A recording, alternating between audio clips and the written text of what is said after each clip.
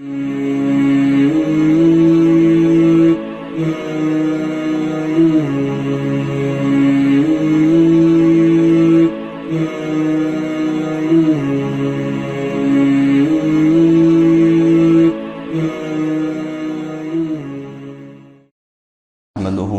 علی رسول الکریم اما بعد۔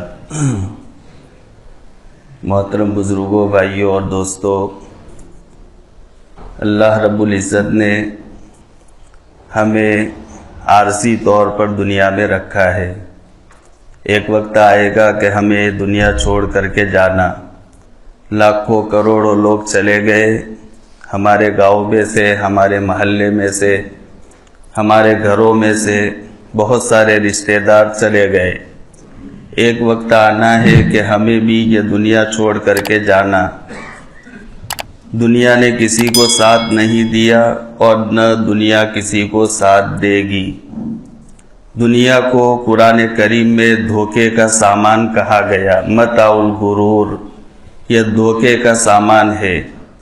سبوں کے ساتھ دنیا نے دھوکہ دیا، ہمارے ساتھ بھی یہ دھوکے کا کام کرے گی۔ اس لیے دنیا میں رہتے ہوئے ہمیں بہت چوکنا رہنے کی ضرورت ہے۔ ہمیں جس طریقے پر دنیا میں رہنے کا کہا گیا، ہمیں ہدایت دی گئی، قرآن اور حدیث میں ہمیں جو رہبری کی گئی، اس کے مطابق ہمیں دنیا میں رہ کر کے دنیا کی زندگی کو پورا کرنا۔ اسی کا نام عقل مندی ہے، اسی کا نام سمجھداری ہے، اسی کو ہوشیاری کہتے۔ اللہ کے نبی علیہ الصلوۃ والسلام سے بڑھ کر کوئی سمجھدار نہیں، کوئی ہوشیار نہیں، کوئی عقل مند نہیں۔ اس لیے کہ اللہ کے نبی علیہ الصلوۃ والسلام کو رب تبارک و تعالیٰ نے جو علوم عطا فرمائے تھے، آقا نے خود بیان فرمایا ایک حدیث پاک میں، اوتیت علم الاولین والآخرین۔ ایک بات یہ یاد رکھو کہ جس زمانے میں جو نبی ہوتا، وہ نبی کے پاس اس وقت تک کے سارے لوگوں سے زیادہ علم ہوا کرتا ہے۔ اس نبی سے بڑھ کر کے کوئی عالم نہیں ہوتا۔ اللہ پاک اس نبی کو سب سے زیادہ علم دیتا ہے۔ اللہ کے نبی علیہ السلام فرماتے، جتنے مجھ سے پہلے انبیاء آئے، وہ کتنے آئے، چند نبیوں کا نام، رسولوں کا نام قرآن کریم میں، احادیث میں بیان کیا گیا، لیکن یوں کہا جاتا، ایک روایت میں بیان کیا گیا کہ 2,24,000 کے قریب انبیاء علیہ السلام دنیا میں آئے، لیکن اس کا تذکرہ نہ ہمیں قرآن میں ملے گا نہ حدیث میں ملے گا۔ 1.25 کے قریب تو بہت مشہور بات ہے، 1,24,000 کے قریب انبیاء اور رسول آئے۔ تو ان تمام کا علم، ہم میں سے یہاں اتنا بڑا مجمع ہے، سب کے پاس کچھ نہ کچھ نالج اور علم تو ہے۔ کسی کے پاس کھیتی باڑی کا، کسی کے پاس کاروبار کا، کسی کے پاس اور کسی لائن کا، سب کے پاس کچھ نہ کچھ علم ہے۔ تو ہر زمانے کے نبی کے پاس سب سے زیادہ علم، ایسے 1.25 لاکھ یا 2.25 لاکھ کے قریب نبی، اللہ کے نبی علیہ السلام فرماتے ہیں، ان تمام نبیوں کا علم اللہ پاک نے مجھ اکیلے کو دیا ہے۔ ان تمام نبیوں کا علم مجھ اکیلے کو دیا۔ اوتیت علم الاولین والآخرین، اور قیامت تک جتنے آئیں گے لوگ، مفتیان کرام، قضات، فلاسفر، مناطقہ، جو بھی آئیں گے، جن کو جو علم دیا جائے گا، ان تمام کا علم اللہ پاک نے مجھے دیا۔ اور آدمی جتنا زیادہ علم والا ہوتا، اتنی اس کے پاس سمجھداری بھی زیادہ ہوتی، اتنی فراست بھی زیادہ ہوتی، وہ معاملے کو تاڑ لیتا، معاملے کو سمجھ لیتا۔ اس لیے ایک درمیان میں یہ بات بھی کہہ دوں، ہمیں ضرورت ہے آج کے زمانے میں کہ ہم علماء کے ساتھ میں جڑے رہے، علماء کے ساتھ ہمارا تعلق ہو، ہمارا ربط ہو۔ علماء سے اگر ہم کٹ گئے تو ہماری زندگی ادھوری رہے گی، ہماری زندگی کٹی ہوئی رہے گی۔ اس لیے علماء کی رہبری میں ہمیں چلنے کی ضرورت ہے، بلکہ علماء کا اکرام کرنا چاہیے، احترام کرنا چاہیے۔ بس یہ اچانک بات یاد آ گئی، ہم کھا کر آ رہے تھے تو ایک مکان سے علماء کرام کا مقدس مجمع نکل رہا تھا۔ ہمارے ساتھی نے بتایا کہ یہ آج تمام علماء اور مدرسین کی دعوت تھی. بہت مبارک، بہت خوش مبارک ہو دعوت کرنے والوں کو. یہ کرنا چاہیے. اللہ کے نبی علیہ الصلوۃ والسلام کا فرمان ہے اکرموا حملۃ القرآن. ارے علماء کا اکرام کرو، ان کی عزت کیا کرو، ان کا احترام کیا کرو. فمن اکرمہم فقد اکرمنی. جو علماء کا احترام، عزت کرے، اکرام کرے، آقا فرماتے اس نے میری عزت کی، میرا اکرام کیا. ومن اکرمنی فقد اکرم اللہ. اور جس نے میرا اکرام کیا اس نے اللہ کا اکرام کیا. اس پر بس نہیں کیا، آپ نے آ کے فرمایا الا لا تنقصون حملۃ القرآن حقوقہم. سنو میری امت کے لوگوں، علماء کو ان کا حق دینا، علماء کو ان کا حق دینا. لاک ڈاؤن میں تنخواہ دینا، یہ بھی آ گیا اس میں. الا لا تنقصون حملۃ القرآن حقوقہم. علماء کا حق دیا کرو. ان کا جہاں پر احترام کی جگہ احترام، جہاں بیٹھنے کا ان کا مقام ہے ان کو وہ مقام دیا کرو، ان کا اکرام کرو، ان کا حق دیا کرو. اور وجہ بھی بیان فرمائی کیوں ان کا اکرام کرو. اس لیے کہ فَإِنَّهُم مِّنَ اللَّهِ تَعَالَى بِمَكَانٍ. اس لیے کہ وہ اللہ کی طرف سے ایک ایسے مقام اور ایک ایسے درجے کو پہنچے ہوئے قَادَ يَكُونَ حَمَلَةُ الْقُرْآنِ أَنْبِيَاءَ. قریب ہے کہ یہ علماء نبی ہوتے. نبیوں جیسا درجہ قریب ہے کہ یہ علماء نبی ہوتے. الا لا یوحی الیہم. مگر فرق اتنا ہے کہ نبیوں پر وحی آیا کرتی تھی اور ان علماء پر وحی نہیں آتی. یہ فرق ہے. الا لا یوحی الیہم. ان اللہ تعالی لیغضب. کبھی اللہ بہت غصہ میں ہوتے، بہت جلال میں ہوتے ہیں. اور اللہ جب غصہ اور جلال میں آ جائے، جیسے ہم نے کئی مرتبہ سنا ہے میدان حشر جو قائم ہوگا، اس وقت ہمیں کوئی نبی کی ہمت نہیں، طاقت نہیں، مجال نہیں کہ وہ اللہ کے سامنے اپنی زبان کو کھول سکے. کسی کی ہمت نہیں. وجہ ہم نے یہی سنی اور یہی وجہ ہے. اس وقت اللہ تبارک و تعالی جلال میں ہوں گے.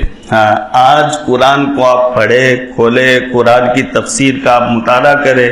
اللہ نے جو اپنے نام بتائے ہیں، جو اپنے نام، کبھی اللہ نے اپنا نام رحمان بتایا، کبھی رحیم بتایا، کبھی لطیف بتایا، کبھی کریم بتایا. جو اللہ نے جتنے نام بتائے، سارے ناموں میں ایک ایک اللہ کے نام میں پیار ٹپکتا ہے، کرم ٹپکتا ہے. اللہ کا ایک ایک نام، ایک ایک اللہ کے نام میں پیار. کریم ہو سکتا ہے، کون رحیم ہو سکتا ہے، کون دیالو ہو سکتا ہے.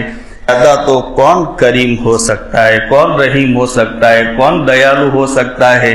ایک اللہ والے بیان فرماتے کل میدان حشر قائم ہو، اور میدان حشر میں اللہ تبارک و تعالیٰ یوں اعلان فرما دے کہ میرے بندے ادھر آؤ. آج میرا جی چاہتا ہے کہ تم چاہو تو تمہارا فیصلہ تمہاری ماں کے حوالے کر دوں. تمہاری ماں کی مرضی، تمہارے بارے میں جو فیصلہ کرے مجھے منظور ہے. ہم جانتے ہیں دنیا کی ماؤں کو کہ ہماری ماں ہمارے لیے، اپنی اولاد کے لیے کبھی برا فیصلہ نہیں چاہتی. بیٹا دشمن بھی بن جائے، اپنی بہو کا ہو جائے، بہو وہ واقعات کو سن کر کے الگ بھی ہو جائے، ماں روئے گی. وہ دکھ، وہ اپنی اولاد کتنی ہی اس کو دکھ، بددعا دینے والی ماں نہیں ہوا کرتی. وہ اپنی اولاد کتنی ہی اس کو دکھ دے لیکن زیادہ کچھ نہیں.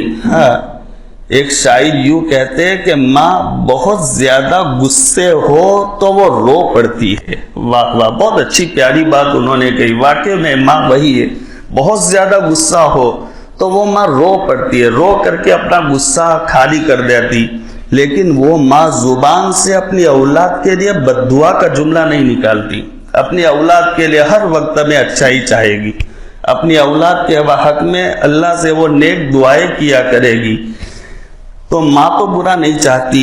تو وہ اللہ والے کہتے اللہ تعالیٰ یوں فرمائے تم چاہو تو تمہارا فیصلہ تمہاری ماں کے حوالے، مرضی تمہاری ماں کی، جو فیصلہ کرنا ہو وہ کرے. اور اگر تم چاہو تو تمہارا فیصلہ میں کروں. میں اپنا فیصلہ کہتے میں اپنا فیصلہ اپنی ماں کے حوالے نہیں کروں گا، میں اپنا فیصلہ اللہ کے حوالے کروں گا۔ وجہ بیان کرتے وہ خود، اس کی وجہ یہ ہے کہ جب میری ماں وہ میرے حق میں برا فیصلہ نہیں کر سکتی، جبکہ اس ماں سے کروڑوں گنا زیادہ رحم کرم تو میرے اللہ کے پاس ہے۔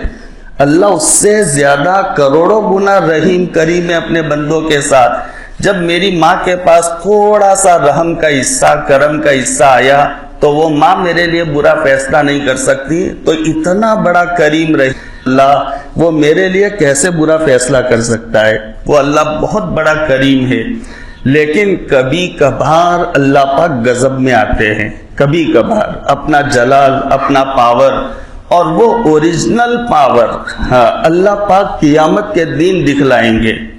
اس وقت میں کسی کی مجال نہیں، کسی کی ہمت نہیں، اللہ کے سامنے اپنی زبان کو کھولے، اپنے ہونٹوں کو کھولے، وہ وسیلہ عطا فرما، یہ دعا مانگو تو یہ وسیلہ تو علیہ وسلم کو وسیلہ عطا فرما کہ اس جگہ میں جانب میں ایک جگہ کا نام ہے، اس جگہ میں اللہ نے وہ پاور رکھا کہ اس جگہ میں جو آدمی ریزرو ہے، میں اس جگہ میں پہنچوں گا۔ ہاں وہ جگہ میرے لیے پرائیویٹ ہے، ریزرو ہے، میں اس جگہ میں پہنچوں گا، میرے علاوہ دوسرا کو صلی اللہ علیہ وسلم کو وسیلہ عطا فرما، میں پہنچوں گا، پہنچ کر کے وہاں سجدہ، محمد صلی اللہ علیہ وسلم کو وسیلہ عطا فرما، میں پہنچوں گا، پہنچ کر کے وہاں سجدہ کروں گا، لمبا سجدہ کروں گا، اللہ کی ایسی حمد و ثنا بیان کروں گا، ابھی نہیں کہہ سکتا کہ میں کیسی حمد و ثنا بیان کروں گا۔ آقا یوں فرماتے، میں ابھی نہیں کہہ سکتا، پھر بہت میں اللہ کی حمد و ثنا بیان کروں گا، بہت اللہ خوش ہو جائیں گے۔ اللہ خوش ہو کر کے پھر فرمائیں گے یا محمد ستائش کر لی میری، بہت تاسل توتا وشفا تو بیان کر لی، اب سر اٹھاؤ کر لی میری، بہت تعریف کر لی میری، بزرگی بڑائی بیان کر لی، اب سر اٹھاؤ، مانگو تمہاری مانگ پوری کی جائے گی، شفاعت کرو قبول کی جائے گی، سوال کرو دیے جاؤں گے۔ پھر میں اپنا سر اٹھاؤں گا، اللہ کے نبی علیہ السلام شفاعت فرمائیں گے، اور حدیث کی کتابوں کی تشریحات میں یہ بات ملتی ہے کہ اللہ کے نبی علیہ السلام 7 مرتبہ شفاعت فرمائیں گے۔ ایک تو شفاعت ہوگی شفاعت کبرا، شفاعت عظما، اس کے علاوہ 6 شفاعت اللہ کے نبی علیہ السلام اور فرمائیں گے۔ رحیم کریم ہے اللہ کے نبی علیہ السلام، اللہ کی جو صفت ہے وہ اللہ کے نبی علیہ السلام میں بھی بہت ساری وہ صفات ہے۔ رحمت للعالمین، یہ اللہ کے نبی علیہ السلام کی بہت بڑی صفت ہے، رحمت للعالمین۔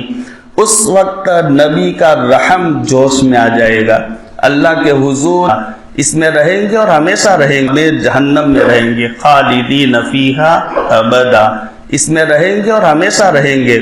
مجھے یہ تو شفاعت نہیں کرنی کہ اللہ تعالیٰ تو جہنم سے ان کو نکال دے، چھٹکارا دے دے، یہ تو شفاعت نہیں کرنی، لیکن باری تعالیٰ اتنی تو میں ضرور بات کہنا چاہتا ہوں، وہ ہمیشہ جہنم میں رہیں گے لیکن ان کا تھوڑا سا عذاب ہلکا کر دے، یہ میں شفاعت کرتا ہوں۔ یہ آخری شفاعت ان کفار کے حق میں رحمت للعالمین صلی اللہ تعالیٰ علیہ وآلہ وسلم کی ہوگی۔ تو وہ میدان حشر میں کوئی ہمت نہیں کر سکے گا، کیوں؟ اللہ غضب میں ہوں گے، اللہ جلال میں ہوں گے، اور اس وقت میں کسی بڑے سے بڑے نبی کی ہمت نہیں کہ اللہ کے حضور کوئی بات کہہ سکے، اللہ کے حضور کوئی اپنی بات کو رکھ سکے، کسی کی ہمت نہیں ہوگی۔ اللہ جب جلال میں آ جائے تو پھر بس اللہ ہی خیر فرما۔ حدیث میں کہا گیا ان اللہ تعالی لیغضب، کبھی کبھی اللہ غضب میں آ جاتے، اللہ جلال میں آ جاتے۔ اللہ کا جلال آج کے زمانے میں کیا ہے؟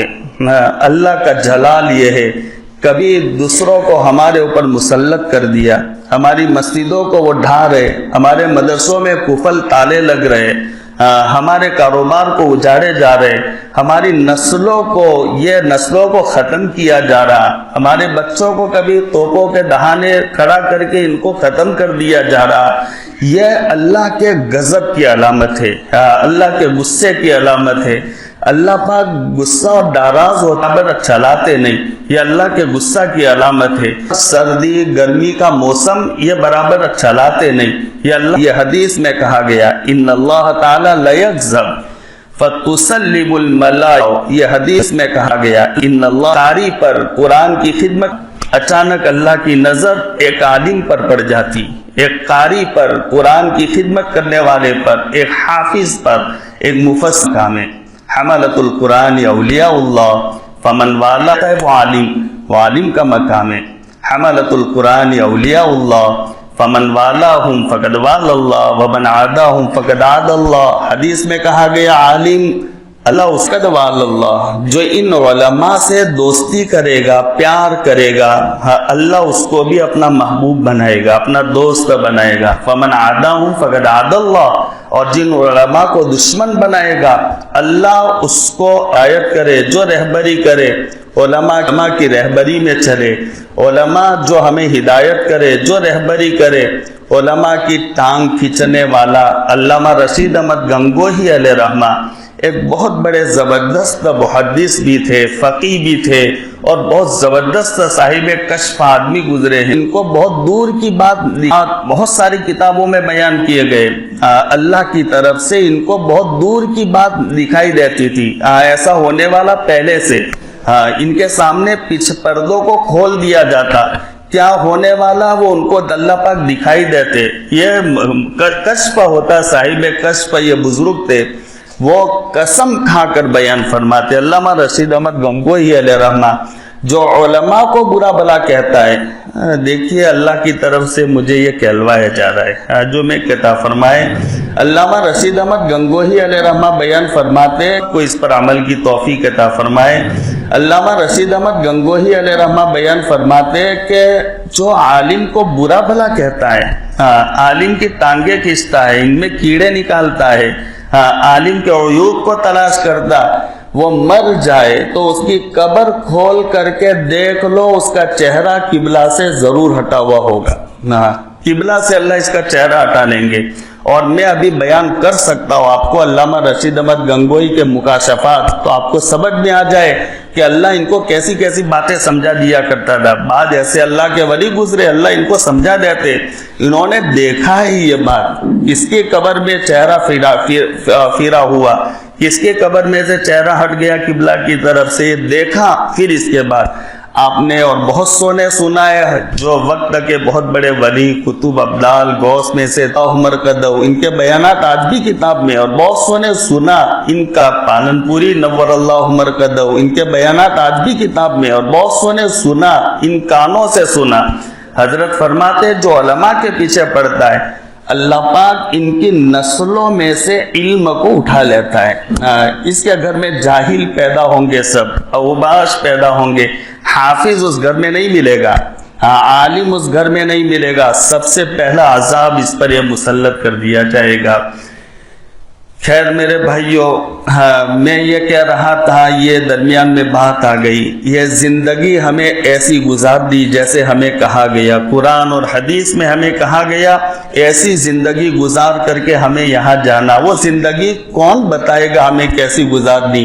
اس پر مجھے یہ بات یاد آ گئی، یہ علماء سے ہم جڑے رہے، علماء ہماری رہبری کریں گے، اللہ کے نبی علیہ الصلوۃ والسلام۔ اور یاد آ گئی مجھے ایک حدیث، بڑی پیاری تھے، سب سے بڑے عالم، ایک حدیث ابھی اچانک اور یاد آ گئی مجھے، ایک حدیث بڑی پیاری اچھی حدیث ہے، میں نے حدیث کی کتاب میں تو کہیں نہیں دیکھی، لیکن میں نے ایک اور بیانات کی کتاب خطبات میں نے قاری طیب حکیم الاسلام صاحب رحمہ اللہ، ان کے خطبات میں نے یہ حدیث دیکھی ہے۔ قاری طیب صاحب رحمۃ اللہ علیہ بیان فرماتے ہیں کہ دنیا میں تو ان علماء کی ضرورت ہے، ان کی ہدایت میں، ان کی رہبری میں، وہ جیسے چلائے ویسے چلا کرو، ان کی رہبری میں چلا کرو، لیکن یہ علماء کی رہبری کی ضرورت کل تمہیں میدان حشر میں بھی پڑے گی، کل میدان حشر میں بھی تمہیں ان کی رہبری کی ضرورت پڑے گی۔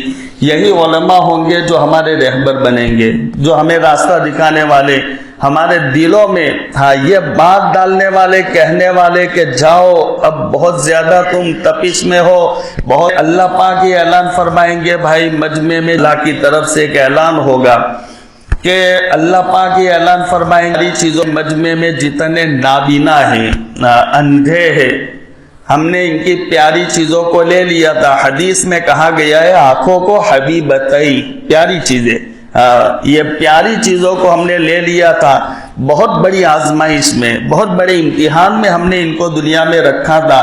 وہ جتنے نابینا ہیں وہ سب کھڑے ہو جاؤ، سب کھڑے ہو جائیں گے، سب کھڑے ہو جائیں گے۔ پھر اللہ پاک یوں نظر فرما کر کہیں گے میرا پیارا بندہ شعیب کہاں ہے؟ حضرت شعیب علیہ السلام ایک جگہ سے کھڑے ہوں گے کونے سے، اللہ اعلان کریں گے شعیب کے ہاتھ میں سفید ریشمی جھنڈا دے دو، ان کو جھنڈا دیا جائے گا، چلو بھائی میرے بندے شعیب علیہ السلام کے پاس سب چلے جاؤ، سب چلے جائیں گے، جتنے دنیا میں کروڑوں کے صدارت دیں گے، قیادت دیں گے، عمارت دیں گے، لے لی تھی، ان کو اللہ پاک امیر بنائیں گے، صدارت دیں گے، قیادت، سب عمارت دیں گے، وہ سب کے امیر بنیں گے، اور پھر اللہ پاک فرمائیں گے جاؤ تم سب جنت میں چلے جاؤ، تمہارا حساب کتاب نہیں ہونا، جنت میں چلے جاؤ، سب جنت میں چلیں گے۔ حدیث میں ایسا ہے کہ اس وقت ہمیں علماء بیچ میں آ جائیں گے اور اللہ سے کہیں گے باری تعالیٰ آپ نے ان کے لیے جنت کا فیصلہ فرما دیا، حالانکہ دنیا میں صبر کرنے والے تھے، دنیا میں صبر کیا اور یہ تکلیفوں کو انہوں نے انگیزہ برداشت کی، وہ اس لیے کہ ہم نے ان کے سامنے فضائل بیان کیے تھے، نابینا ہو تو ایسے فضیلت ویسی فضیلت، ہم نے فضائل بیان کیے تھے، اس کے نتیجے میں اور آپ نے ہمیں چھوڑ کر ان کو جنت کا فیصلہ سنا دیا کر کے مری۔ پھر اللہ پاک ایک اور اعلان فرمائیں گے دنیا میں جتنے کینسر کے مریض ہیں، پلیٹ کے مریض ہیں، وہ سارا مجمع کھڑا ہو جاؤ، آپ بہت کروڑوں کی تعداد میں کھڑے ہو جائیں گے، کینسر کے، پلیٹ کے مریض، پیٹ میں ان کے جن کے پھوڑے ہوئے جس کے نتیجے میں مر گئے، وہ سارا مجمع کھڑا ہو جائے گا، اللہ کی طرف سے اعلان ہوگا میرا بندہ کہاں ہے؟ کون سا؟ حضرت ایوب علیہ السلام، بہت مشہور ہے حضرت ایوب علیہ السلام جو بہت بڑا کینسر کا مریض تھا، اللہ پاک نے بہت مرض میں ان کو امتحان میں ڈالا تھا، تو حضرت ایوب علیہ السلام ان کو کھڑا کیا جائے گا، ان کے ہاتھ میں وہی ریشمی سفید جھنڈا دیا جائے گا، کہا جائے گا جاؤ ایوب علیہ السلام سب کو لے کر جنت میں چلے جاؤ، سب چلیں گے، پھر وہی علماء بیچ میں آ جائیں گے، اللہ سے کہیں گے، لیکن اللہ پاک ان کی بات نہیں سنیں گے۔ ایسے بہت سے کے بارے میں اللہ جنت کا فیصلہ سنائیں گے، علماء ہر وقت بیچ میں آ جائیں گے۔ پھر جب اللہ کو منظور ہوگا جتنوں کو جنت میں بھیجنا، جب اللہ فارغ ہو جائیں گے تو اللہ اپنے کرم رحم کے ساتھ ان علماء کی طرف متوجہ ہوں گے اور اللہ فرمائیں گے اور علماء سے ارے میرے بندو دنیا میں تم کیا کام کر کے آئے؟ کوئی حدیث پڑھاتا، کوئی تفسیر پڑھاتا، کوئی قرآن پڑھاتا، کوئی دعوت و تبلیغ کے ذریعے، کوئی اصلاح کے ذریعے سے، نہ معلوم کیسے کیسے تم نے لوگوں کی رہبری کی، لاکھوں کی تعداد میں لوگوں کو تم نے جہنم سے بچایا ہے، اور آج آخرت میں تم آئے میدان حشر میں اور آج تم نے میرے بندوں کو بھول دیا اور میرے بندوں کو بھول گئے تم، اور تم اپنے فکر میں رہے کہ مجھے جنت مل جائے، مجھے جنت مل جائے۔ دنیا میں تو تم گلی گلی گھومتے تھے، گھر گھر گھما کرتے تھے، محلہ محلہ گھما کرتے تھے، گاؤں گاؤں گھما کرتے تھے، اور ایک ایک کی اصلاح کا فکر کیا کرتے تھے، سبوں کے پاس جایا کرتے تھے، معاشرہ ٹھیک ہو جائے، ہماری شادی بیاہ ٹھیک ہو جائے، ہمارے منگنی کے رواجات سب نکل جائے، رخصتی کے ساری بلائیں یہ ہمارے گاؤں سے ختم ہو جائے، یہ فکریں کیا کرتے تھے تم دنیا میں، اور تمہارا یہ مزاج تھا میرے گاؤں اچھا بن جائے، نبوی طرز پر میرا گاؤں آ جائے، میرا علاقہ آ جائے، میرا پورا ضلع آ جائے، پورا میرا ملک آ جائے، پوری دنیا آ جائے، یہ تم فکریں کرتے تھے۔ اور آج یہاں آنے کے بعد میں تمہارا یہ فکر ہو گیا کہ اللہ میری جنت، اللہ میری جنت، تو یہ میرا ٹھاٹے مارتا مجمع ہے میرے بندوں کا، تم جنت میں چلے جاؤں گے تو میرے بندوں کا کون ہوگا؟ میرے بندوں کا کون ہوگا؟ جاؤ اللہ کے بندو، جیسے دنیا میں میرے بندوں کا فکر کیا کرتے تھے، آج اس مجمع میں گھسو اور تمہاری مرضی چاہے علماء کا مکان کر جنت میں لے جاؤ، نکال کر جنت میں لے جاؤ۔ یہ ہے علماء کا مقام میرے بھائیوں۔ اس لیے علماء سے مربوط رہنے کی ضرورت ہے، علماء سے جڑے رہنے کی ضرورت ہے۔ علماء عالم ہوا کرتا ہے، وہ نزاکت کو جانتا ہے۔ دیکھیے سبوں سے غلطی ہو جاتی ہے، بھول ہو جاتی ہے، کبھی کوئی لغزش ہو جاتی، یہ سبوں سے ہوتی ہے۔ ہاں، نبیوں کے علاوہ کوئی محفوظ نہیں ہے، کوئی معصوم نہیں ہے نبیوں کے علاوہ، ان کے علاوہ سبوں سے غلطی ہو جاتی، ایک عالم سے اگر ہو جائے۔ حدیث میں ایسا ہے، اگر دنیا میں کوئی ایسا نہ ہو کہ کوئی اللہ کی نافرمانی نہ کرے، اللہ کی کوئی گناہ اور اللہ کو ناراض کرنے کا کام نہ کرے، تو میں ایسا مجمع پیدا کروں گا جو اللہ کی نافرمانی کرے گا، گناہ کرے گا، نتیجے میں بعد پھر میرے سامنے توبہ کرے گا، میرے سامنے آنسو بہائے گا، اور اس کے نتیجے میں اس کو معاف کر دوں گا۔ ہاں، توبہ کرنے کے فضائل بیان کیے، اس میں یہ بیان کیا گیا۔ ہاں، اس میں یہ بیان کیا گیا تو لغزش ہو جانا، بھول ہو جانا، خطا ہو جانا، کبھی کوئی ایسی بات ہو جانا جیسے ہم سے ہوتی ہے، ایسے بڑے عالم سے بھی ہو سکتی ہے، لیکن اس کو ہم نشانہ نہ بنائیں۔ ہماری آخرت خراب ہوگی، ہماری قبر اجڑ جائے گی، ہماری نسلیں تباہ ہو جائے گی، ہماری نسلیں ویران ہو جائے گی۔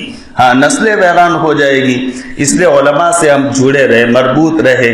میں اصل بات کہہ رہا تھا، جو جتنا زیادہ عالم ہوتا ہے اللہ اتنی سمجھداری اس کو دیتے، عالم کے پاس سمجھداری ہوا کرتی ہے، وہ معاملہ سمجھ لیتا، اس لیے عالم ہی فکر کرتے۔ اکثر دیکھو آپ کوئی ایسا مسئلہ ہو تو وہ مسئلے کو حرکت میں لانے والے، بگاڑ ہو تو ختم کرنے والے، کوئی اچھائی کو کام میں استقامت نصیب فرمائے، ان کے حوصلوں کو اللہ بلند فرمائے، ریا کے کام میں استقامت نصیب فرمائے، ان کے حوصلوں کو اللہ بلند فرمائے، ریا سے، سمعہ اور شہرت سے اللہ بچائے۔ ہاں، یہ بہت بڑی بات ہے۔ جب یہ بات آ جاتی ہے تو پھر کیا کرایا سارا بیکار جاتا ہے۔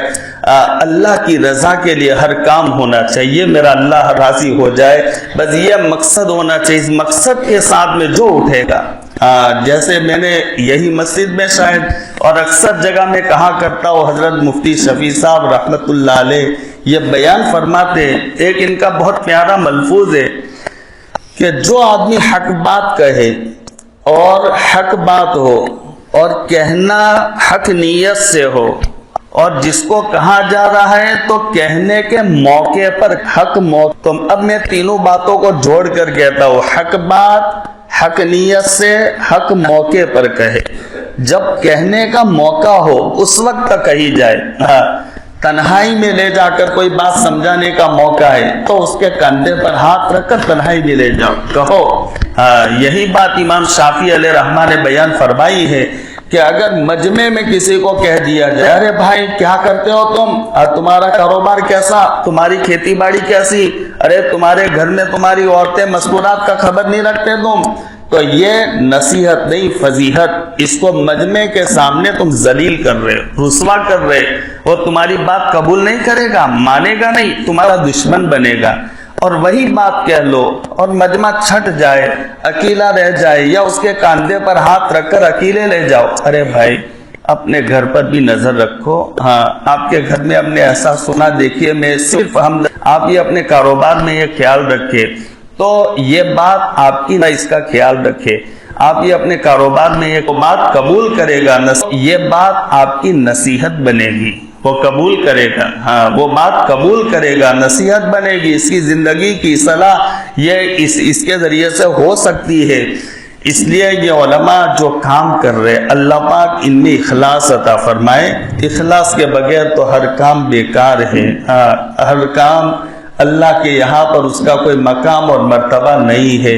اس لیے اللہ کے نبی علیہ السلام سب سے بڑے عالم تھے، اور عالم سمجھدار ہوتا ہے، اس سے بڑا کوئی سمجھدار اللہ کے نبی علیہ السلام سے بڑا سمجھدار دنیا میں نہیں آیا۔ آپ سے بڑا आका उसी बात को, जो मैं बात शुरू की थी, दुनिया धोखे का सामान है, बहुत सौ को धोखा देकर चली गई, तुम्हें हमें भी ये धोखा देगी। बहुत सौ के मिंबरों पर से ऐलान सुनते हैं ना, हमने हजारों के सुने।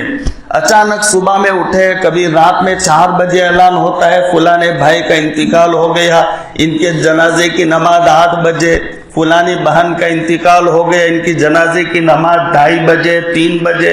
ये बहुत सौ का हमने ऐलान सुनाया। अरे मेरे भाइयों, कल मेरे नाम का भी ऐलान यही मस्जिद के मिंबरों से होने वाला।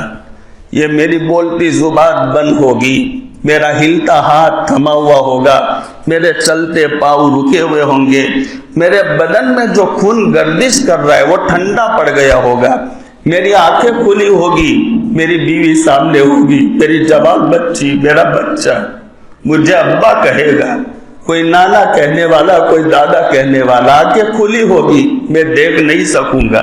यही जुबान जो टनों के हिसाब से बोला करती, कल मेरी वो प्यारी बच्ची आएगी, मैं उसको बेटा नहीं कह सकूं, मेरी जुबान पर ताला लग गया होगा। हाँ, मेरी जुबान बंद होगी और मेरी जुबान से अपनी बहनों को मैं नहीं बुला सकूंगा, अपनी प्यारी माँ को मैं आवाज नहीं दे सकूंगा, जो मुझसे दुनिया में मोहब्बत करने वाले किसी को मैं जवाब नहीं दे सकूंगा।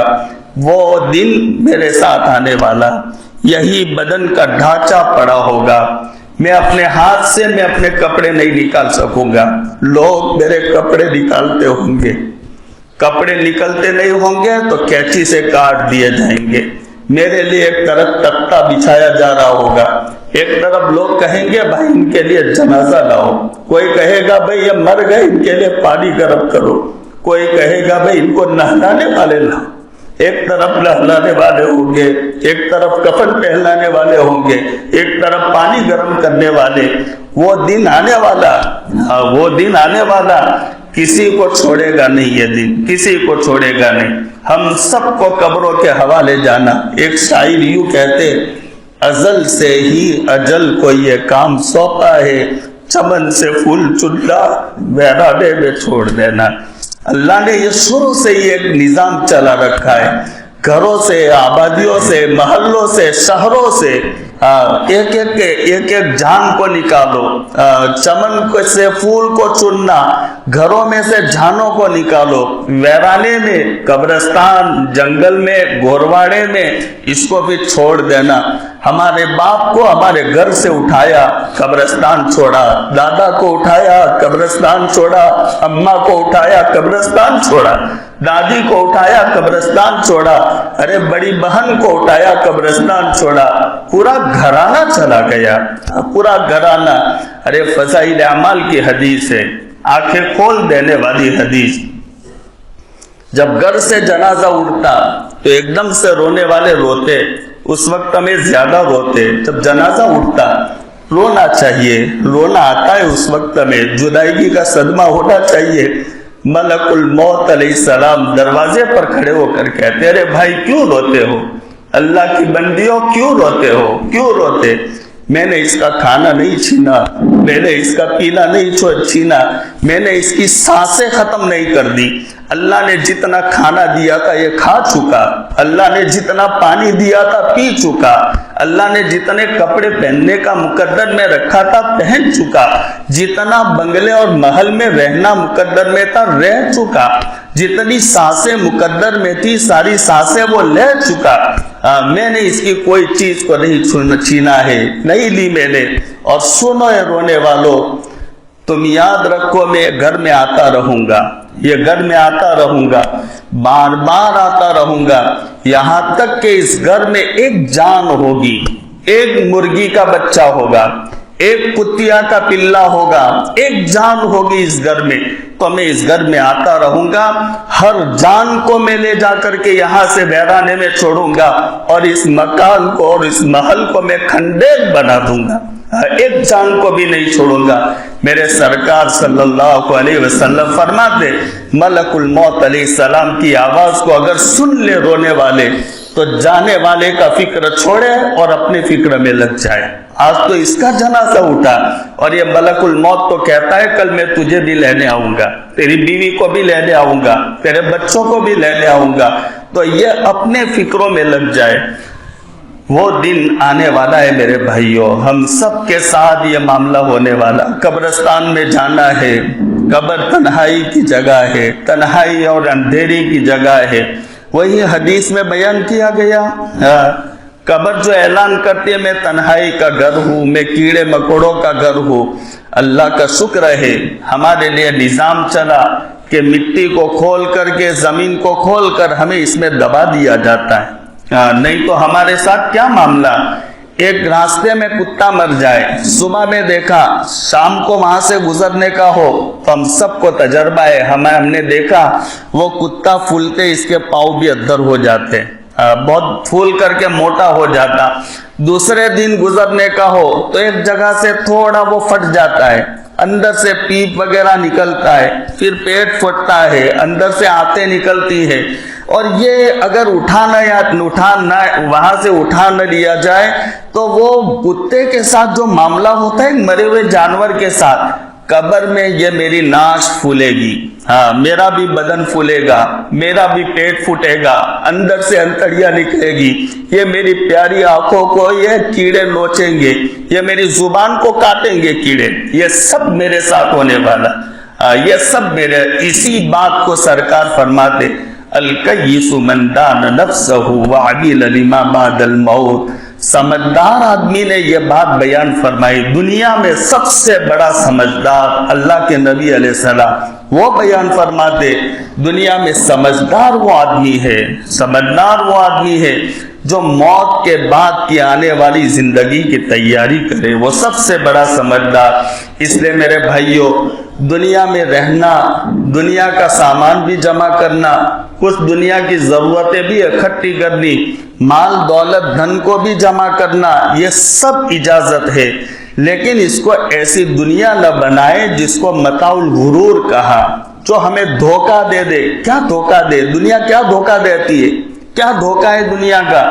دنیا کا دھوکہ یہ ہے تمہیں مسجد سے دور کرے گی، یہ دنیا کا دھوکہ، یہ دنیا آ رہی ہے تمہیں روزوں سے دور کرے گی، تمہیں رشتہ داری سے دور کرے گی، تمہیں اعتکاف سے دور کرے گی، تمہیں حج سے دور کرے گی، یہ دنیا کا دھوکہ ہے۔ مال دولت جمع کرنے میں تمہیں سود تک لے جائے گی، انٹرسٹ تک لے جائے گی، اور سود اور حلال حرام میں تمہیں تمیز نہیں رہے گا، یہ دنیا ہے، یہ دھوکہ ہے دنیا کا۔ مال جمع کرنے کے چکر میں حلال حرام کو نہ دیکھا جائے۔ ارے میرے بھائیوں، ابھی کچھ ایسی مجبوریاں ہیں کہ جس مجبوری کی وجہ سے ہمیں بینک کے ساتھ میں معاملات کرنے پڑتے، بینک کے ساتھ میں کچھ نہ کچھ معاملات ہم سبوں کے ہیں، اس میں بھی ذرا چوکنا رہنے کی ضرورت ہے کہ کہیں بھول سے ہمارے گھر میں انٹرسٹ اور سود نہ آ جائے، بیاج نہ آ جائے، اس میں بھی نہ آ جائے۔ اگر آ گیا تو ہم نے ہماری نسلوں کو تباہ کر دیا، اگر آ گیا اس دن ہم نے ہمارے کاروبار کو اجاڑنے کا فیصلہ کر دیا، ہمارے مکانوں کو ضائع کرنے کا ہم نے فیصلہ کر دیا۔ میں نہیں کہتا، وہ سچے سمجھدار ہادی کامل اللہ کے رسول علیہ السلام فرما گئے، ما من قوم یظہر فیہم الربا الا اخذوا بالصنع۔ جس برادری میں، جس محلے میں، جس قوم میں سود کا لین دین عام ہو جائے، سب سے بڑا عذاب یہ آتا ہے کہ اللہ ان کے مالوں کو چھین لیتا ہے۔ صنع کے معنی قحط، مال کو چھین لینا، کاروبار کو اجاڑ دینا، مجبور ہو کر گھروں کو بیچ دینا۔ قرضہ اتنا چڑھ گیا کہ کوئی ادائیگی کی شکل نہیں، تو اب یہ گھروں کو بیچ دو، بڑا پلاٹ بیچ دو، کھیت کا یہ ٹکڑا بیچ دو، وہ فلانی چیز لیتی وہ بیچ دو۔ ارے ایسے لاکھوں لوگ برباد ہو گئے جنہوں نے بہت آمدنی کے چکر میں سود میں ہاتھ ڈالا، انٹرسٹ میں ہاتھ ڈالا۔ ما من قوم یظہر فیہم الربا الا اخذوا بالصنع وما من قوم یظہر فیہم الرشا الا اخذوا بالرعب۔ کہ جس قوم میں رشوت کا لین دین عام ہو جائے، تلاٹی سے کام کرانا ہے، 50 روپے جو ویوہار ہو کرنے کے لیے تیار ہے، وہاں چلے گئے بس ویوہار کر لو، وہاں چلے گئے ویوہار کر لو۔ ارے جہاں مجبوری ہے ویوہار کرنے میں، اس کے بغیر کام نہیں چلتا تو ویوہار کرو بھائی، تو دو تم کام کرانے کے لیے، لیکن جہاں چلتا ہے وہاں پر پھر دے کر زبردستی یہ رشوت کا لین دین عام ہو جائے گا۔ اللہ پاک ان کفار کا، ان غیروں کا رعب تمہارے دلوں میں ڈال دے گا، تم مرعوب ہو جاؤ گے، بہت زیادہ ہوتے ہوئے تمہارا کچھ نہیں آئے گا۔ ما من قوم يظهر فيهم الرشا الا اخذوا بالرعب اذا ظهر الربا في قرية فقط احلوا بانفسهم عذاب اللہ۔ ایک حدیث میں کہا گیا جس قوم اور برادری میں سود کا لین دین عام ہو جائے، انٹرسٹ کا لین دین عام ہو جائے، انہوں نے اللہ کے عذاب کو اپنے اوپر واجب کر لیا، اللہ کے عذاب کو دعوت دے دی، انہوں نے اللہ کے عذاب کو اتارنے کا انہوں نے فیصلہ کر لیا، اللہ کا عذاب آئے گا۔ اللہ کا عذاب میں نے کہا وہ حدیث میں کیا شکل میں آئے گا؟ اللہ تمہارے کاروبار کو اجاڑے گا، مکانوں کو اجاڑے گا، تمہاری نسلوں کو اجاڑ دے گا۔ جو سود میں ہاتھ ڈالتا ہے اپنی اولاد کے لیے، میرے ایک ایک بچے کا مکان بن جائے، سب بچوں کے الگ الگ دکانیں بن جائے، لیکن وہی بچوں میں اب یہاں مردوں کا سلسلہ بند ہو جائے گا جو سودی آدمی ہوگا، کاروبار والا، جو سودی کاروبار کرنے والا، اللہ اس کی نسلوں میں ہیجڑے پیدا کرے گا، مرد لڑکے چھوکرے پیدا ہونا بند ہو جائیں گے، لڑکیاں پیدا ہوگی۔ علماء نے لکھا اگر کوئی لڑکا بھی پیدا ہوا تو وہ دماغ کے اعتبار سے آدھا ہوگا، کچھ کام کا نہیں ہوگا، 50% وہ بچہ، ایسے لڑکے پیدا ہوں گے۔ اس لیے میرے بھائیوں، یہ جو علماء ہمیں رہبری کرے، یہ سود کی باتیں ہمارے سامنے آتی رہتی تو اس سے ہم بچے، سن کر کے بس ہم بات کو چلتی نہ کریں۔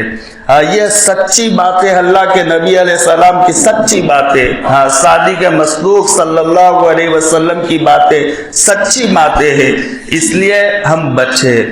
کبھی اگر ہاتھ ڈال دیا ہے ایسا کسی اللہ کے بندے نے کوئی مجبوری میں، تو معاملہ صاف کر لے، اللہ کے ساتھ معاملہ اپنا صاف کر لے، وہ بندے سے صاف کرے، اللہ سے صاف کر لے، اللہ کے سامنے ہاتھ جوڑ کر کہہ لے اللہ بہت بھول ہو گئی، میرے غفلت میں نادانی میں ایک کام کر لیا تھا، مجھے پتا نہیں تھا، اللہ آج میں احساس کے ساتھ، بڑی ندامت کے ساتھ، بڑی شرمندگی کے ساتھ، اے اللہ میں ہاتھ پھیلا کر تیرے سامنے بھیک مانگتا ہوں، اللہ مجھے معاف کر دینا، بہت بڑا میں نے جرم کر لیا۔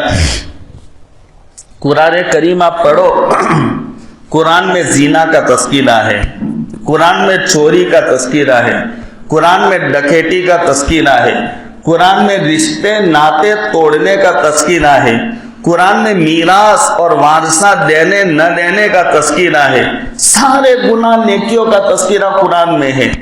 لیکن گناہوں کا جب اللہ پاک نے ذکر کیا ہے، قرآن میں زنا کا ذکر کیا ہے، چوری کا ذکر کیا، فلانے کا ذکر کیا، اللہ اتنے سخت لہجے میں، ڈراؤنے لہجے میں اللہ تبارک و تعالیٰ نے نہیں کہا جتنا اللہ پاک نے سود کا جب تذکرہ کیا۔ ہاں، سود کا تذکرہ، جزاکم اللہ۔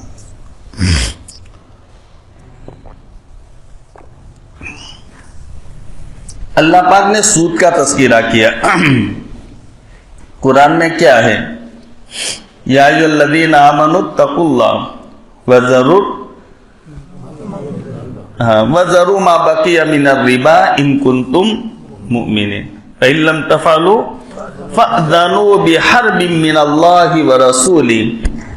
جو تم نے سود کا معاملہ کیا، جو کیا اس میں کچھ ہفتے دین کچھ باقی رہ گئے، تو جو باقی رہ گیا مسئلہ سامنے آ گیا تو اب چھوڑو سب کو، جس سے لینا ہے وہ چھوڑو، دینے کا مسئلہ ہے وہ بھی معاملہ صاف کرو، وَذَرُوا مَا بَقِيَ مِنَ الرِّبَا، سب صاف کرو معاملہ۔ اگر ایسا نہیں کرتے تو پھر قرآن کہتا ہے سخت لہجے میں، یعنی اللہ کہتے میرے ساتھ لڑنے کے لیے میدان میں آ جا۔ اللہ کہتے میرے مقابلے کے لیے، میرے ساتھ لڑنے کے لیے میدان میں آ جا، اللہ کے رسول سے لڑنے کے لیے میدان میں آ جا۔ اللہ اور اس کے رسول سے لڑنے کا چیلنج ہے سود کھانے والا، سود میں ہاتھ ڈالنے والا۔ اس لیے میرے بھائیوں، ہم سب عہد کریں، پکا عہد کریں، جو بگاڑ ابھی چل رہا ہے نا، اصلاح معاشرہ کی فکریں چل رہی ہے، سب سے بڑا مسئلہ یہ ہے کہ یہ ہمارا مسئلہ یہاں پر ہی خطرے والا ہے۔ میں اس سے پہلے بھی آپ کو سنا چکا حضرت عمر رضی اللہ تعالیٰ عنہ کا ایک فرمان اور اثر۔ حضرت عمر رضی اللہ تعالیٰ عنہ فرماتے ہیں، اپنے زمانے کی بات فرماتے، ہم جب دنیا کمانے نکلے تو ہمارے سامنے دنیا کمانے کی 100 لائنیں آئی، یہ لائن سے دنیا کما سکتے، یہ لائن سے، یہ لائن سے، یہ لائن سے، ہمارے سامنے بہت سارے راستے آئے، لیکن ہم نے 99 راستے شک والے پائے تو ہم نے چھوڑ دیا۔ ایک راستہ جو بغیر شک والا تھا وہ راستہ ہم نے اپنا لیا، جو بغیر شک والا تھا۔ اس کی ضرورت ہے بس ہمارا رزق یہ حلال ہو جائے۔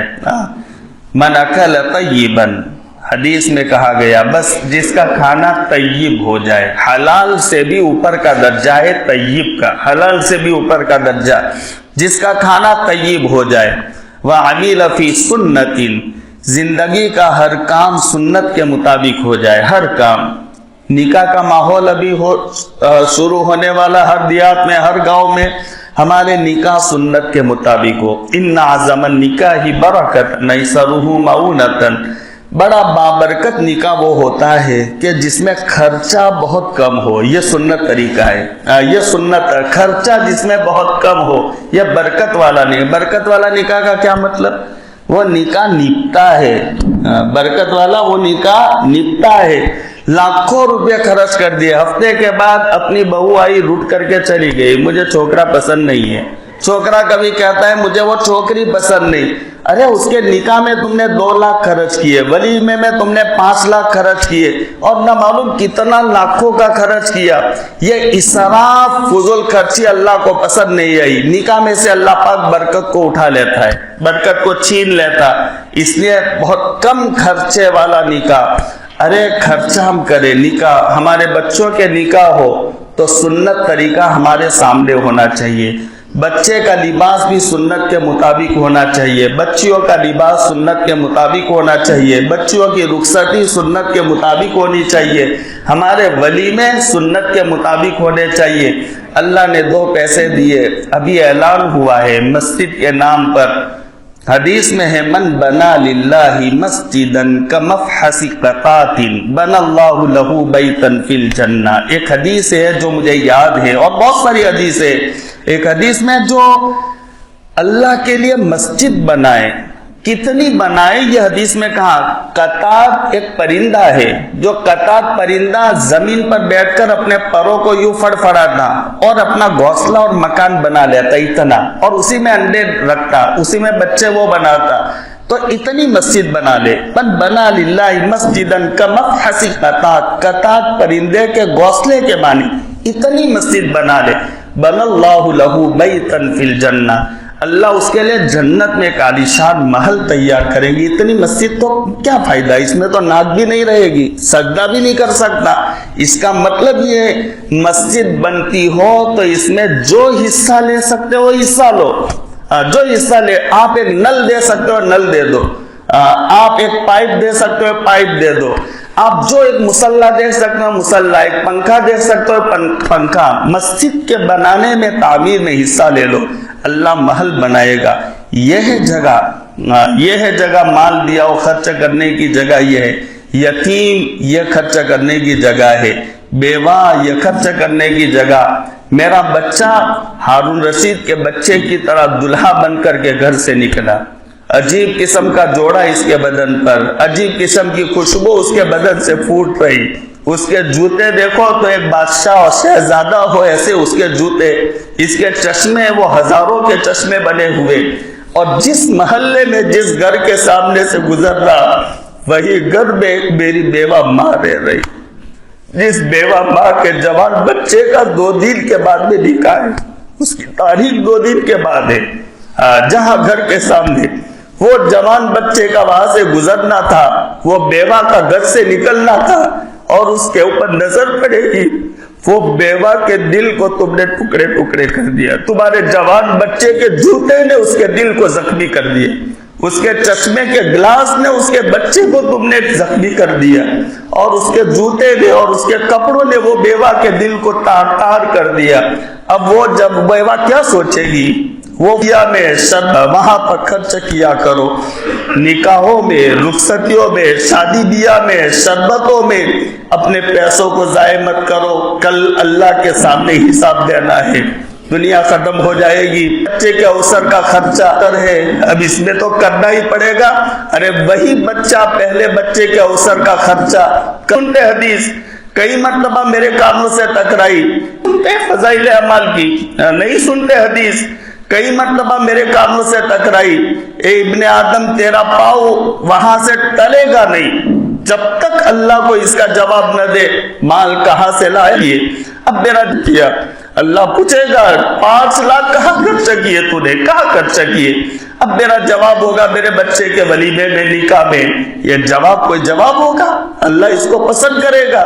اس لیے اللہ کے بندو ہمارے نکاح سنت کے مطابق ہونے چاہیے، ہمارے ولیمے سنت کے مطابق ہونے چاہیے، ہماری بچیوں کی رخصتیاں سنت کے مطابق ہونی چاہیے، ہر کام سنت کے مطابق۔ من اکل طیبا، جو طیب حلال کھانا کھائے، وعمل فی سنت، اور زندگی کا ہر کام سنت کے مطابق کرے، ہر کام زندگی کا سنت کے مطابق، وَأَمِنَ النَّاسُ بَوَائِقَهُ، اور ایسا دنیا میں جیے، ایسی زندگی گزارے کہ کسی کو اس سے تکلیف نہ پہنچے، لوگ اس کی تکلیفوں سے معمون ہو، بچے ہوئے رہے۔ أَمِنَ النَّاسُ بَوَائِقَهُ دخل الجنہ، وہ آدمی اللہ کے نبی علیہ السلام فرما 3 کام کر ایسا جیے کہ ہم سے کوئی دکھی نہ ہو، ہاں دلوں کو صاف رکھ کر کے۔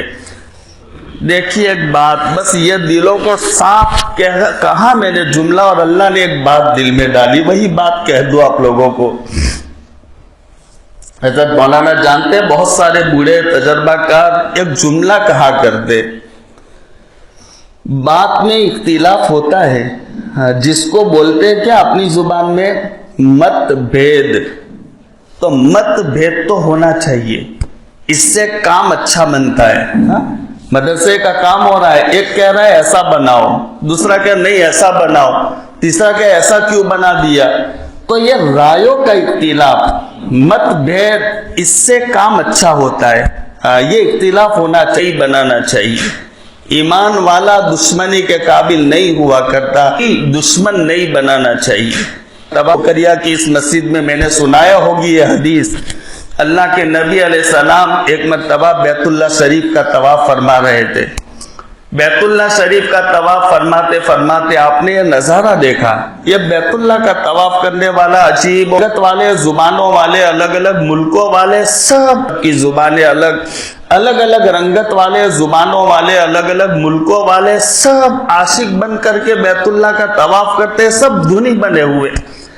تو یہ جب آپ نے نظارہ دیکھا، بیت اللہ کی عظمت کا خیال آیا، آپ نے طواف کو روک دیا، طواف کو روک کر کے آپ بیت اللہ کی طرف متوجہ ہوئے، اور آپ نے بیت اللہ سے کہے بیت اللہ تیری عظمت کا کیا کہنا، تیرے مقام کا کیا کہنا، اللہ نے تجھے کیا عزت دی، کیا مقام، کیا مرتبہ دیا، لیکن اے بیت اللہ سن، تجھ سے کئی گنا زیادہ اللہ کی نگاہ میں ایک ایمان والے کا مقام اور مرتبہ ہے، تجھ سے کئی گنا زیادہ ایک ایمان والے کا مقام اور مرتبہ ہے۔ ایمان والا معمولی نہیں ہے، اس ایمان والے سنی کر دی میرے بھائیوں، یہ باتوں کو بہت سی مرتبہ ہم نے سنا، لیکن ان سنی کر دی میرے بھائیوں، یہ بات ایسی نہیں ہے۔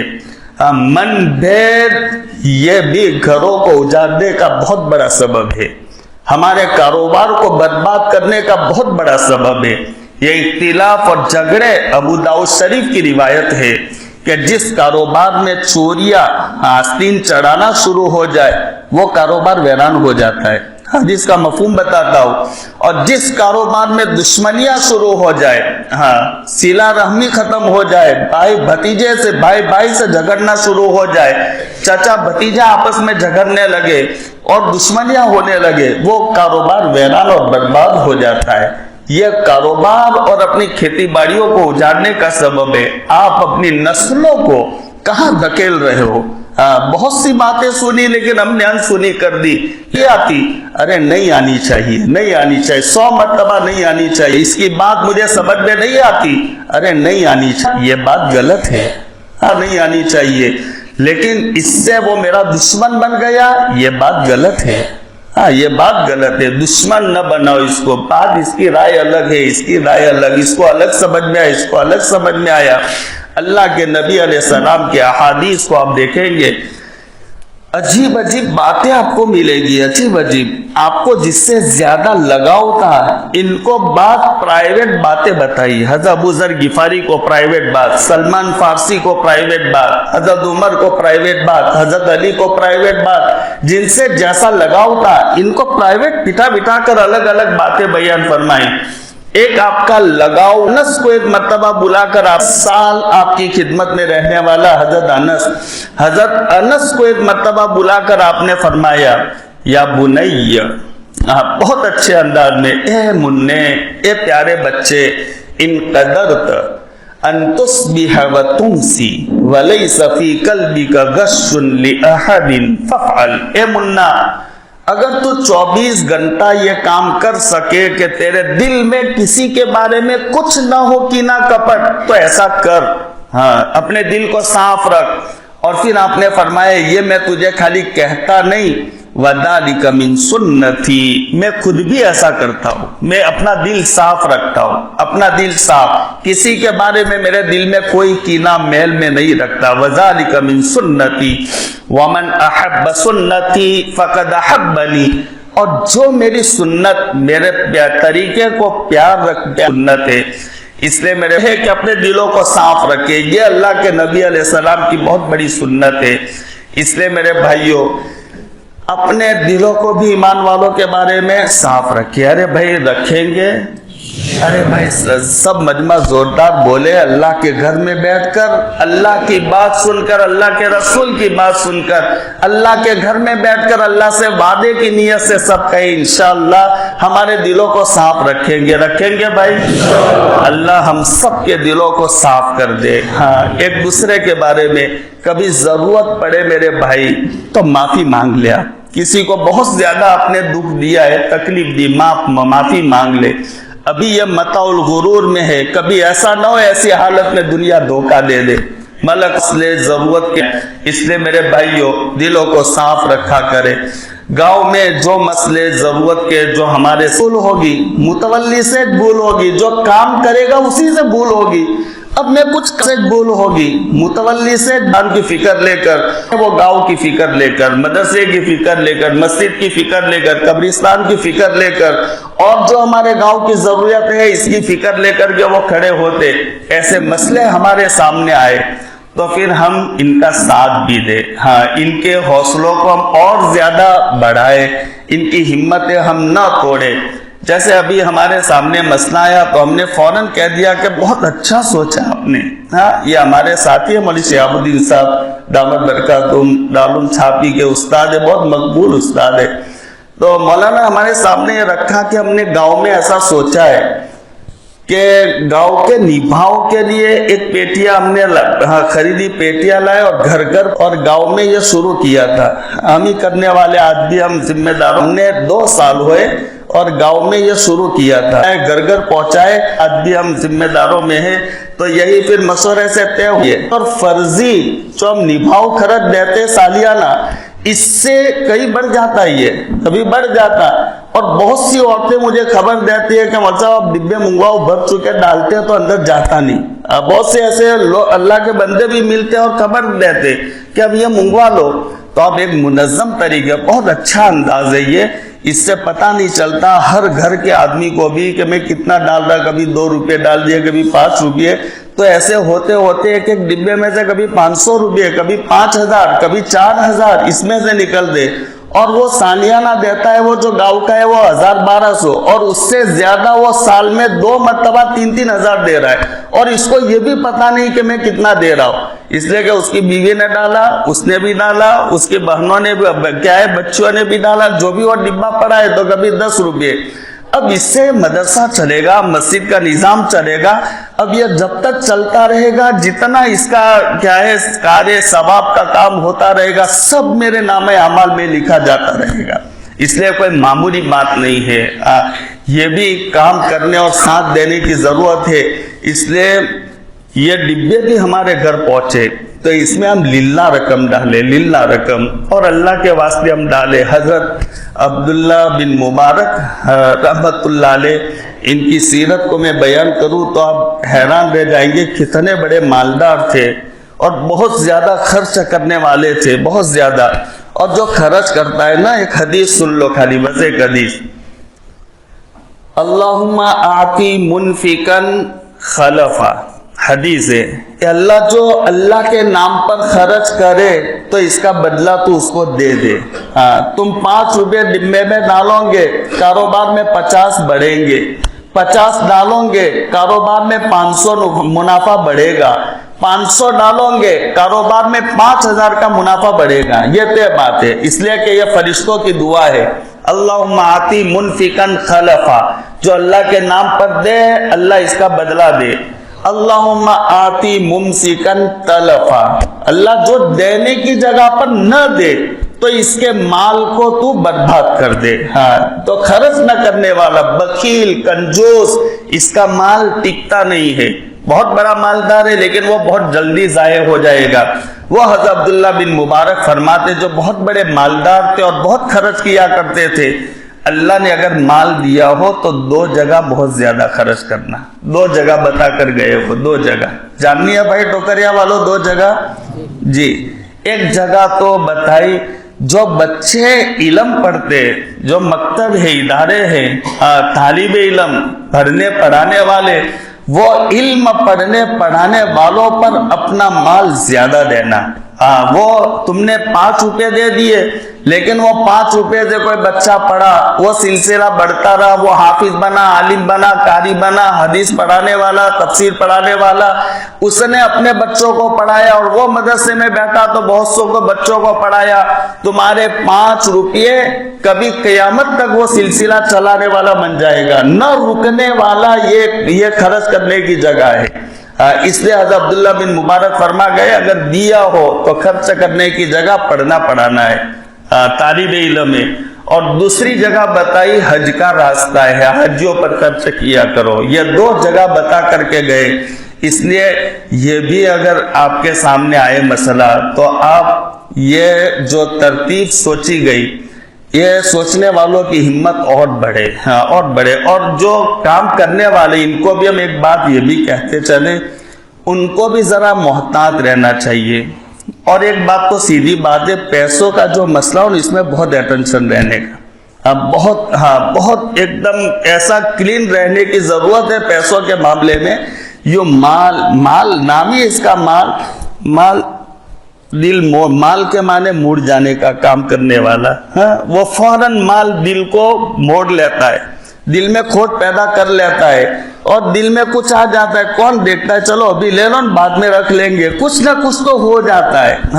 اس لیے اکیلا آدمی کام نہ کرے، جو ڈبہ کھولنے کا وہ ایک نظام بنائے، اور اکیلا مولانا شہاب الدین صاحب ہے یا مولانا ہے یا کوئی دوسرا ہے، اکیلا وہ کام نہ کرے۔ جب یہ مسئلہ ہو تو 4-5 اپنے ساتھیوں کو بلا لے، بھائی کھولو، تو سب کے بیچ میں، تاکہ کسی کو کوئی انگلی اٹھانے کا موقع نہ ملے، اور یہ کام چلتا رہے، یہ سلسلہ چلتا رہے۔ ایک مرتبہ ایسا ہو گیا اور لوگوں میں شک پیدا، اعتماد اٹھ گئے، نہ معلوم وہ لے جاتے کھولتے، نہ معلوم دیتے کہ نہیں دیتے، تو یہ راستہ بند ہو جائے گا۔ اس لیے یہ کام کرنے والے بھی بہت چوکنا رہے، ہوشیار رہے۔ اور ہم نے جو کام کیا ہے گاؤں میں، اس انداز سے ڈبے کھولے جاتے، ہم نے اس کے نمبر ڈال دیے، 1 2 3 4 5۔ 1 نمبر مولانا کے گھر، 2 نمبر یہ بھائی کے گھر، 3 نمبر یہ ہمارے پاس میں پوری بک ہے۔ اس میں وہ خالی نمبر والا ڈبہ، وہ سارے نمبر۔ اب وہ 2-3 جانتے ہیں کہ 3 نمبر والا ڈبہ کس کا، 4 نمبر والا ڈبہ کس کا، اور پھر یہ رومال کھول کر کے بیٹھتے، بھائی کھولو ڈبے کھولو، کوئی دیکھتا بھی نہیں، نام اس پر لکھا ہوا نہیں رہتا، خالی نمبر، تاکہ یہ یادی کے لیے بھئی یہ نمبر کا آ گیا کہ نہیں، اگر نہیں آ گیا تو بعد میں لے سکے، کبھی گھر بند رہتا ہے۔ تو کس کے ڈبے میں سے کیا نکلا وہ کھولنے والوں کو بھی پتہ نہیں چلتا، کہ جس سے گاؤں میں چرچا ہوگی اس نے کم دیا، کسی ایک ڈبہ ہم نے کھولا تو اس میں سے 4 بکل اور نہ معلوم کیا اس میں سے نکلا، پیسے بھی نکلے، لیکن وہ ڈبہ پڑا رہتا تو بچوں نے وہ بکل بھی ڈال دیا، پینسل بھی ڈال دی، پین بھی ڈال دی، وہ سب لے کر پھر دیکھنی پڑی بک، میں نے دیکھی کہ بھئی یہ نمبر کس کا ہے، تو پھر یہ فلانے صاحب کا ہے، تو چپکے سے ایک بچے کو ان کے گھر وہ سارا سامان تو اب کیا کرنا، تو ان کے گھر بھیجوا دیا. تو وہ کس کے ڈبے میں سے کس کا ہے یہ بھی کسی کے سامنے نہیں، بس سیدھا ہے کھول دو اور وہ امانت لے لو، جمع کر کے وہ ڈبہ پہنچا دو. ایک ترتیب سے کام ہو تو وہ کام نپتا رہتا ہے. اللہ پاک عمل کرنے کی توفیق عطا فرمائے. وآخر دعوانا الحمدللہ رب العالمین.